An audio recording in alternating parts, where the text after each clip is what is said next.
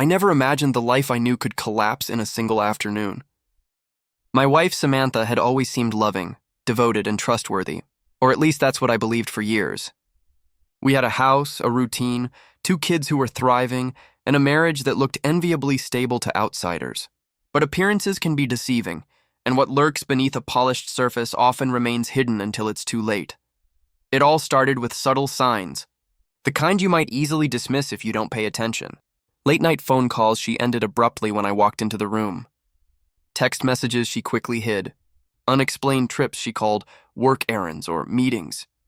I tried to rationalize everything. Surely I was overreacting. Surely my imagination was running wild. But there was a gnawing suspicion I couldn't ignore, a quiet voice inside me insisting that something wasn't right.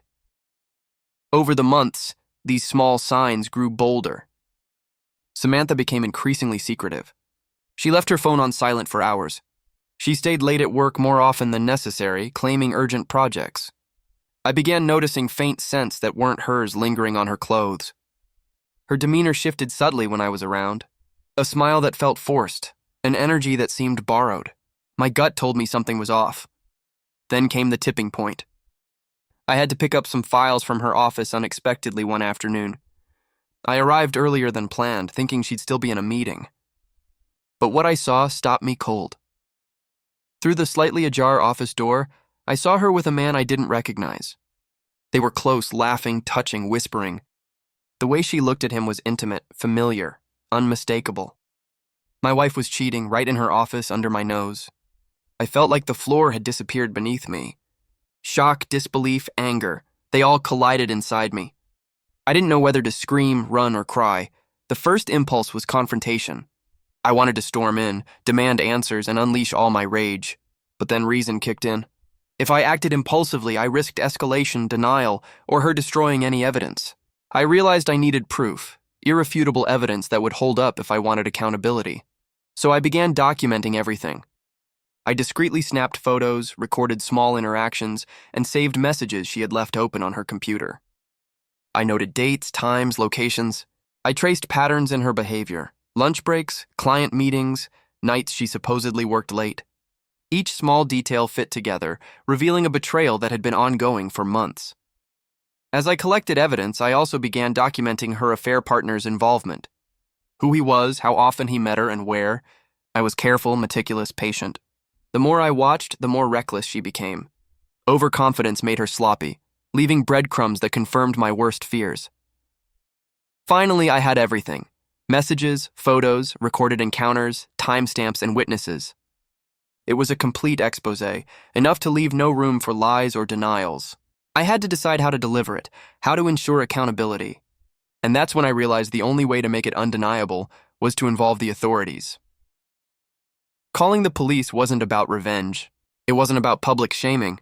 It was about documentation, legitimacy, and ensuring that she couldn't rewrite the story or escape consequences. I wanted a controlled, precise exposure that left no doubt about the betrayal. The police arrived one afternoon while she was at work. I positioned myself strategically so that the interaction would be direct and unavoidable. They documented everything, collecting evidence and taking statements. I stayed calm, letting the truth speak for itself. When Samantha walked in, she saw the officials, the evidence, and the undeniable reality that her secret life had been exposed. The fallout was immediate and dramatic.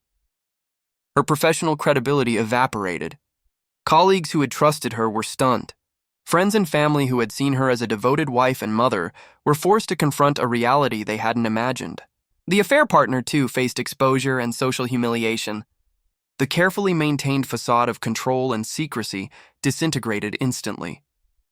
In the days that followed, the emotional impact hit hardest. Betrayal isn't just about deceit. It's about the rupture of trust, the feeling that your entire life has been manipulated and misrepresented. I grieved for the years I had believed in her, for the false sense of security I had taken for granted. But amidst the grief was relief. The truth was finally known, and accountability had been enforced. I also reflected on the lessons learned. Vigilance, patience, and preparation are crucial when confronting betrayal. Acting impulsively might have provided temporary satisfaction, but it wouldn't have ensured justice. By collecting evidence, documenting interactions, and involving the proper authorities, I transformed a devastating situation into a controlled, powerful statement of truth. Months later, life began to stabilize. Samantha and I are navigating separation and custody arrangements for our children. The affair partner has been ostracized socially and professionally. The community that once admired her now understands the consequences of deception, and I have regained a sense of agency, clarity, and the ability to trust my judgment once again. Catching my wife cheating at work was devastating, but calling the police and creating a documented exposé ensured accountability, public acknowledgement of the betrayal, and justice. Deception, no matter how carefully hidden, cannot survive scrutiny. Betrayal backfired spectacularly, and truth, patience, and evidence prevailed even now. I reflect on the experience and realize that life can be rebuilt after betrayal, but only if you approach the situation with clarity, preparation, and determination.